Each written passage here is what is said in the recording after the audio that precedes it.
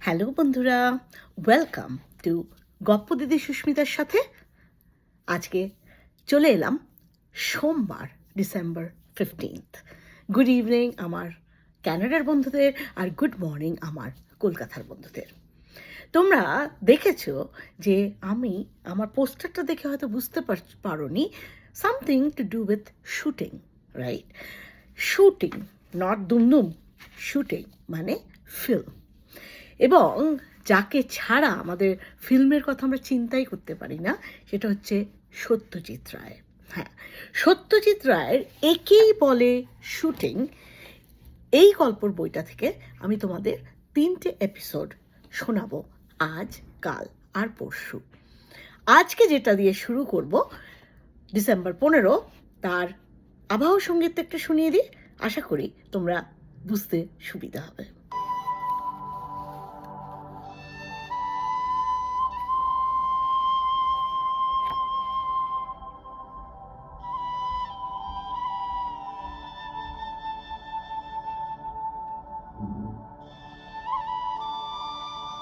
হয়তো তোমরা এই আওয়াজটা শুনেই বুঝতে পারছো আজকে আমি কোন শুটিংয়ের কথা বলবো। সত্যজিৎ রায়ের লেখা নিজের একেই বলে শুটিং, সেই বইটার থেকে আজকে তোমাদের যেটা শোনাবো, তোমরা আবহ সঙ্গীত শুনে বুঝেই গেছো। অপুর সঙ্গে 2.5 বছর, পথের পাঁচালী। পথের পাঁচালী ছবি তোলার কাজ চলছিল 2.5 বছর ধরে। অবশ্যই এই 2.5 বছরের রোজই যে শুটিং হয়েছে তা কিন্তু নয়। আমি তখন বিজ্ঞাপনের আপিসে কাজ করি, এই কাজের ফাঁকে ফাঁকেই শুটিং হতো, আর তা অধিকাংশই হতো ছুটির দিনে বা আপিসের কাজ থেকে ছুটি নিয়ে। পয়সা করে বেশি ছিল না তখন আমাদের, যেটুকু জোগাড় হতো সেটা ফুরিয়ে গেলে কাজ বন্ধ করে বসে থাকতে হতো গালে হাত দিয়ে, যতদিন না আবার কিছু টাকা জোগাড় হচ্ছে। শুটিং হবার আগে অভিনয় করার জন্য লোক জোগাড়ের একটা বড় পর্ব ছিল। বিশেষ করে অপুর জন্য কিছুতেই একটা বছর ছয়েকের ছেলে পাওয়া যাচ্ছিল না। শেষে বাধ্য হয়ে আমরা কাগজে বিজ্ঞাপন দিই। রাসবেরি অ্যাভিনিউয়ের একটা বাড়িতে একটা ঘর নিয়েছিলাম। সেই ঘরে রোজ বিকেলে একটা নির্দিষ্ট সময় সব ছেলে এসে হাজির হতো, মানে অডিশন। অনেক ছেলে এসেছিল, কিন্তু মনের মতো একজনও নয়। একদিন একটা ছেলে এলো, তার ঘাড়ে পাউডার লেগে আছে দেখে আমার কেমন জানি একটু সন্দেহ হলো। তার নাম জিজ্ঞেস করতে ছেলেটা মিহি গলায় বলল, টিয়া। সঙ্গের অভিভাবককে জিজ্ঞেস করলাম, একে কি এক্ষুনি সেলুন থেকে চুল ছাটিয়ে আনলেন নাকি? ভদ্রলোক ধরা পড়ে গিয়ে আসল ব্যাপারটা লুকিয়ে রাখতে পারলেন না, বললে ছেলেটি আসলে মেয়ে, অপুর পাট পাওয়ার লোভে তাকে চুল ছাটিয়ে এনেছে আমাদের কাছে। বিজ্ঞাপন দিয়ে ছেলে না পাওয়ার ফলে আমাদের প্রায় হাল ছেড়ে দেওয়ার অবস্থা হয়েছে। শেষে আমার স্ত্রী বিজয়া একদিন ছাদ থেকে নেমে এসে বললেন, এই পাশের বাড়ির ছাদে একটা ছেলেকে দেখলাম, একবার ডেকে পাঠাও তো। এই পাশের বাড়ির ছেলে শ্রীমান সুবীর ব্যানার্জি শেষে হলো আমার অপু। ছবির কাজ যে 2.5 বছর ধরে চলবে সে তো গোড়ায় ভাবা যায়নি। শেষে যত দিন যায় ততই ভয় হয় অপু আর দুর্গা যদি বেশি বড় হয়ে যায় তাহলে ছবিতে সেটা ধরা পড়বে। কিন্তু ভাগ্য ভালো যে এই বয়সে যতটা বাড়ার কথা দুজনের কেউই অতটা বেড়ে ওঠেনি। 80 বছরের বুড়ি চুনিবালা দেবী, তিনি ইন্দিরা ঠাকুরুন সেজেছিলেন, তিনিও যে শুটিংয়ের এত ধকল সত্ত্বেও 2.5 বছর বেঁচেছিলেন, সেটাই আমাদের পরম সৌভাগ্য। শুটিংয়ের একেবারে শুরুতেই হলো গোলমাল। কি না, অপু দুর্গাকে নিয়ে যাওয়া হয়েছে কলকাতা থেকে 70 মাইল দূরে বর্ধমানের একটা পালশিট বলে একটা জায়গায়। সেখানে ওই রেল লাইনের ধারে ওই কাশফুল ভরা মাঠ। অপু দুর্গার প্রথম ট্রেন দেখার দৃশ্য ওখানেই তোলা হবে। বেশ বড় দৃশ্য, তা একদিনে কাজ হবে না, অন্তত 2 দিন লাগবে। প্রথম দিন ছিল আবার জগদ্ধাত্রী পুজো। অপু দুর্গার মধ্যে মন কষাকষি চলছে। দিদির পিছনে ধাওয়া করে অপু গ্রাম থেকে বেরিয়ে দৌড়াতে দৌড়াতে পৌঁছচ্ছে কাশবনে। সকাল থেকে শুরু করে বিকেল অবধি কাজ করে প্রায় অর্ধেক দৃশ্য তোলা হলো।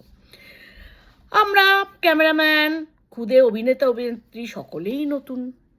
সকলেরই একটা বাঁধো বাঁধো ঠেকছে, কারণ আমারও ওইটা পরিচালনায় প্রথম গল্প। তবে উৎসাহের অভাব নেই কারোর। প্রথম দিনের কাজ শেষ করে বাড়ি ফিরে দিন 7 পরে আবার সেই একই জায়গায় ফিরে গিয়ে মনে হলো, আরে এ কোথায় এলাম, কোথায় গেল সেই কাশফুলগুলো? দৃশ্য যে প্রায় চেনাই যাচ্ছে না। স্থানীয় লোকের কাছে জানা গেল কাশফুল নাকি গরুর খাদ্য। এই 7 দিনে সব কাশফুল তারা খেয়ে চলে গেছে। এখন যে অবস্থায় দাঁড়িয়েছে জায়গাটা, সেখানে ছবি তুললে আর প্রথম দিনের ওই ছবির সঙ্গে কন্টিনিউয়েশন তো থাকবে না। এই দৃশ্যের বাকি অংশ তোলা হয়েছিল পরের বছরের শরৎকালে, যখন আবার নতুন কাশে মাঠ ভরে গেছে। এবার অবশ্যই ট্রেনের শটও নেওয়া হয়েছিল, কিন্তু ট্রেন নিয়ে এতগুলো শট ছিল যে একটা ট্রেনে কাজ হয়নি। পর পর 3টে ট্রেন ব্যবহার করতে হয়েছিল। আগে থেকে টাইম টেবিল দেখে জেনে নেওয়া হয়েছিল সকাল থেকে বিকেলের মধ্যে কটা ট্রেন এই লাইনে আসে। প্রত্যেকটা ট্রেন অবশ্য একই দিক থেকে আবার আসা চাই, উল্টোমুখী ট্রেন হলে চলবে না। যে স্টেশন থেকে ট্রেন আসবে সেখানে আমাদের দলের অনিলবাবুকে রাখা হয়েছিল। ট্রেন এলে অনিলবাবু উঠে পড়তেন ইঞ্জিনের ড্রাইভারের সঙ্গে, কারণ গাড়ি শুটিংয়ের জায়গায় কাছাকাছি এলেই বয়লারে কয়লা দেওয়া হবে, তা না হলে ওই যে কালো ধোঁয়া সেটা তো তখন উঠবে না। সাদা কাশফুলের পাশে কালো ধোঁয়া না পেলে দৃশ্যটা কি জমে। ফিল্মে যখন দৃশ্যটা দেখা যায় তখন বোঝাই যায় না যে দিনের 3টে বিভিন্ন সময়ের 3টে আলাদা ট্রেন ব্যবহার করা হয়েছে। আজকের ডিজেল ইলেকট্রিকের যুগে অবশ্য এ দৃশ্য এভাবে তোলা যেত না। পয়সার অভাবে এত বেশি দিন ধরে ছবি তোলার জন্য আরও অনেক সমস্যায় পড়তে হয়েছিল আমাদের। একটা উদাহরণ দিই, বই আছে অপু দুর্গাদের একটা পোষা কুকুর ভুলোর কথা। গ্রাম থেকে একটা কুকুর জোগাড় করা হয়েছে, সেটা আমাদের সকলের সঙ্গে বেশ পোষ মেনে গিয়েছে। ছবির একটা দৃশ্যে অপুর মা সর্বজয়া অপুকে ভাত খাওয়াচ্ছেন। ভুলো দাওয়ার সামনে উঠোনে বসে খাওয়া দেখছে। অপুর হাতে তীর ধনুক, খাওয়ায় তার বিশেষ মন নেই। সে মার দিকে পিঠ করে বসেছে, কখন আবার তীর ধনুক নিয়ে খেলবে তারই অপেক্ষা। অপু খেতে খেতে তীর ছোড়ে, তারপর খাওয়া ছেড়ে উঠে যায় তীর আনতে। সর্বজয়া বাঁ হাতে থালা, ডান হাতে গ্লাস নিয়ে ছেলের পিছনে পিছনে ধাওয়া করে, কিন্তু ছেলের ভাব দেখে সে বোঝে না যে সে আর খাবে না। ভুলেও তখন উঠে পড়েছে, তার লক্ষ্য ভাতের থালার দিকে। এর পরের শটে দেখানো হবে যে সর্বজয়া বাকি ভাতটুকু আস্তে করে ফেলে দেয় আর সেটা যায় ভুলোর পেটে। কিন্তু এই শটটা নেওয়া গেল না। দিনের আলো শেষ, সেই সঙ্গে সঙ্গে আমাদের টাকাও। মাস 6 পরে টাকা সংগ্রহ হলে পর আবার ওই বোড়াল গ্রামে যাওয়া হয় দৃশ্যের বাকি অংশ তোলার জন্য। হ্যাঁ, বোড়াল তখন গ্রাম, কিন্তু গিয়ে জানা গেল ভুলো আর নেই। এই 6 মাসের মধ্যে সে কুকুর মরে গেছে। এবার তো কি হবে, চিন্তার ব্যাপার। খবর গেল আর একটা কুকুর আছে, অনেকটা ভুলোর মতনই দেখতে। আনো ধরে সে কুকুরকে। সত্যি তো দুই কুকুরের আশ্চর্য মিল, গায়ের বাদামি রঙেও তো বটে, সেই সঙ্গে আগেরটার মতো এটারও ল্যাজের ডগা সাদা। শেষ পর্যন্ত এই নকল ভুলোই সর্বজয়ার পিছন পিছন এসে দিব্যি আস্তা করে ফেলা থালার ভাত খেয়ে ফেলল, আর আমাদের পুরো দৃশ্যটা তোলা হয়ে গেল। ফিল্ম দেখে ফাঁকি ধরে কার সাধ্য। শুধু কুকুর কেন, আবার মানুষকে নিয়েও বহু মুশকিলে পড়তে হয়েছিল আমার এই পথের পাঁচালী শুটিং। চিনিবাস ময়রার কাছ থেকে মিষ্টি কেনার সামর্থ্য অপু দুর্গার নেই, তাই ময়রার পিছন ধাওয়া করে তারা যায় মুখুজ্জেদের বাড়ি। মুখুজ্জেরা বড় লোক, তারা মিষ্টি কিনবেই, আর তাই দেখে অপু দুর্গার আনন্দে মন আর ভরে না। এই দৃশ্য খানিক দূর তোলার পর আমাদের শুটিং বেশ কয়েক মাসের এবার বন্ধ হয়ে গেল। টাকা জোগাড় হলে পর আবার আমরা গ্রামে যাব। তখন খবর এলো যিনি চিনিবাসের ভূমিকায় অভিনয় করেছিলেন তিনি আর এই জগতেই নেই। কুকুরে কুকুরে সামান্য বেমিল হলেও প্রথম চিনিবাসের সঙ্গে মোটামুটি মিল হবে এমন মানুষ কোথায় পাই। শেষ পর্যন্ত যাকে পাওয়া গেল তার মুখে বেশ মিল না থাকলে দেহটা মোটামুটি আগের চিনিবাসের মতোই বেশ নাদুস নুদুস। তাকে নিয়ে শট নেওয়া হলো। ছবিতে দেখা গেল 1 নম্বর চিনিবাস বাঁশ বন থেকে বেরোলেন, আর পরের শটেই 2 নম্বর চিনিবাস ক্যামেরার দিকে পিট করে মুখুজ্জেদের বাড়ির ফটক দিয়ে ভিতরে ঢুকলেন। পথের পাঁচালীর ছবি যারা অনেকবার দেখেছে, কিন্তু কেউ কোনোদিন আমাদের এই ফাঁকি ধরতে পেরেছে বলে কিন্তু শুনিনি। এই চিনিবাসের দৃশ্যেই একটা ব্যাপার আমাকে খুব নাজেহাল হতে হয়েছিল, আর সেটা ওই আবার ভুলো কুকুরকেই নিয়ে। পুকুরের ওপারে ময়রা দাঁড়িয়ে আছে, আর এপারে বাড়ির পাশে দাঁড়িয়ে অপু দুর্গা তার দিকে চেয়ে আছে লোলুপ দৃষ্টিতে। ময়রার প্রশ্নের জবাবে তারা জানায় তাদের মিষ্টির দরকার নেই। ময়রা তখন রওনা দেয় মুখুজ্জেদের বাড়ির উদ্দেশ্যে। দুর্গা অপুকে বলে, চ আমরাও যাই। তা ভাই বোন ছুট দেয়, আর ঠিক তখনই পিছনে গাছতলায় বসা ভুলেও এক লাফে উঠে ছুট দেয় তাদের সঙ্গে যাওয়ার জন্য। এই হলো দৃশ্য। কিন্তু মুশকিল হলো কি, এই কুকুর তার হলিউডের ওই শেখানো পোড়ানো কুকুর নয়, কাজেই ঠিক অপু দুর্গার সঙ্গে সঙ্গে সেও দৌড়বে কি না সেটা বলা ভারী কঠিন। কুকুরের আসল মালিককে বলা আছে যেই অপু দুর্গা দৌড় দেবে তৎক্ষণাৎ ক্যামেরার পিছন পিছন তিনি যেন কুকুরের নাম ধরে ডাক দেন যাতে সেও দৌড়ে আসে। কিন্তু কাজের সময় দেখা গেল কুকুর তো ডাকে সাড়া দেয় না, যেমন ছিল তেমনই গ্যাঁট হয়ে বসে রয়েছে। এদিকে ক্যামেরা চলছে, ফিল্মের দাম অনেক, সেই ফিল্ম নষ্ট হচ্ছে, আর আমাকে বারবার বলতে হচ্ছে কাট কাট কাট। এখানে ধৈর্য ছাড়া তো গতি নেই। ঠিকভাবে ঠিক সময় ছুট দিলে ভুলো সত্যিই হয়ে যাবে এদের পোষা কুকুর। মিষ্টির প্রতি যার লোভ তার মনিবদের চেয়েও কিন্তু কম নয়। এই পয়সার অভাবেই আমাদের বৃষ্টির দৃশ্য তুলতে প্রচণ্ড অসুবিধা হয়েছিল। বর্ষাকাল এসে গেল, অথচ আমাদের হাতে খালি বলে শুটিংও বন্ধ।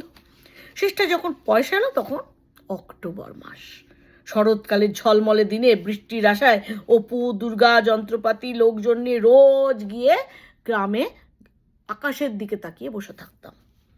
আকাশে এক টুকরো কালো মেঘ দেখলে এই হাঁ করে চাকিয়ে থাকবো, যদি জাদু বলে আকাশ চেয়ে একটু বৃষ্টি হয়। শেষে একদিন তাই হলো। শরৎকালে ঘন ঘটা করে তুমুল বৃষ্টি, আর তারই মধ্যে দুর্গা বৃষ্টিতে ভিজে দৌড়ে এসে কুলগাছতলায় ভাইয়ের পাশে আশ্রয় নিল। ভাই বোন জড়াজড়ি করে বসে আছে। দুর্গা বিড়বিড় করছে নেবুর পাতায় গরম চা, এ বৃষ্টি ধরে যা।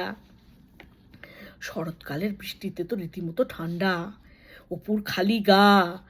অ্যাল ক্যাথরিনের ছাউনিতে ঢাকা ক্যামেরায় চোখ লাগিয়ে দেখছি সে ঠক ঠক ঠক ঠক ঠক করে কাঁপছে। শটের পরে দুধের সঙ্গে ব্র্যান্ডি খাইয়ে ভাই বোনের শরীর গরম হলো। অবশ্যই দৃশ্যটা যে ভালোই হয়েছিল সেটা যারা ছবিটা দেখেছে তারা সবাই বলবে। কাজের পক্ষে কিন্তু গোপালনগরের চেয়ে বোড়াল গ্রামকে আমাদের বেশি উপযোগী মনে হয়েছিল। অপু দুর্গার বাড়ি, অপুর পাঠশালা, গ্রামের মাঠঘাট, ডোবা পুকুর, আম বন, বাঁশ বন সবই ওই বোড়ালের মধ্যে বা আশপাশে তখন পাওয়া যেত। এখন সে গ্রামে বিজলি এসে গেছে, পাকা পাকা বাড়ি, রাস্তা হয়েছে, তখন কিন্তু সেরকম ছিল না। বোড়াল তখন গ্রামই ছিল। এখন বলি বোড়ালকে কিন্তু এখন আর চিনতে পারা যাবে না। এই গ্রামে আমাদের বহুদিন ধরে বহুবার যেতে হয়েছে, তাই সেখানকার লোকজনের সঙ্গেও যথেষ্ট আলাপ হয়ে গিয়েছিল। তাদের মধ্যে একজন ছিল ভারী অদ্ভুত চরিত্র, একে আমরা সুবোধদা বলে ডাকতাম। বছর ওই 60-65, মাথায় টাক, একটা কুড়ে ঘরে থাকেন আর দাওয়ায় বসে আপন মনে বিড়বিড় বিড়বিড় করেন। আমরা ফিল্ম তুলতে এসেছি জেনে প্রথম দিকে মোটেই প্রসন্ন ছিলেন না। আমাদের দেখলেই হাঁক পাড়তেন, ফিল্মের দল এইছে, বল্লম নিয়ে লাপিয়ে পড়ো। খোঁজ নিয়ে জেনেছিলাম তার মাথায় একটু ছিট আছে। পরে অবশ্য সুবেদার সঙ্গে আমাদের বেশ আলাপ হয়ে যায়। আমাদের ডেকে দাওয়ায় বসিয়ে বেহালার যাত্রার গদ বাজিয়ে শোনাতেন, আর মাঝে মাঝে কানের সামনে মুখে পিটপিট করতেন, ওই যে সাইকেল যাচ্ছে, ও কে জানো তো, ও হলো রুজভেল্ট মহাপাজি, আরেকজন হলো চার্চিল, আরেকজন হিটলার, আর একজন খান আব্দুল গফর খান। সকলেই পাজি, সকলেই সুভদ্রার শত্রু। আমরা যে বাড়িতে শুটিং করতাম তার পাশের বাড়িতে এক ধোপা থাকতো, তিনিও আবার ছিটগ্রস্ত। তাকে নিয়ে আমাদের মুশকিলই হতো, কারণ তার বাত্তিক ছিল হঠাৎ হঠাৎ হে বন্ধুগণ বলে তারপর দীর্ঘ রাজনৈতিক বক্তৃতা শুরু করা। অন্য সময় আপত্তি ছিল না, কিন্তু এই শটের মাঝখানে যদি এই বক্তৃতা শুরু হয় তাহলে আমাদের সাউন্ডের দফা গয়া। তার বাড়ির লোকের এই ব্যাপারে সাহায্য না করলে আমাদের সমস্যাই থেকে যেত। যে বাড়িতে শুটিং হতো সেটা আমরা পেয়েছিলাম জীর্ণ জংলা অবস্থায়। বাড়ির মালিক থাকতেন কলকাতায়, তার কাছ থেকে মাসিক ভাড়া দিয়ে বাড়িটা আমরা ব্যবহারের জন্য নিয়েছিলাম। সেটাকে সংস্কার করেই আমাদের কাজের উপযোগী করে নিতে আমাদের লেগেছিল প্রায় 1 মাস। বাড়ির একটা অংশে সার বাঁধা পাশাপাশি ঘর ছিল, সেগুলোতে আমরা ছবিতে দেখাইনি। সেগুলোতে আমাদের মালপত্র রাখা হতো।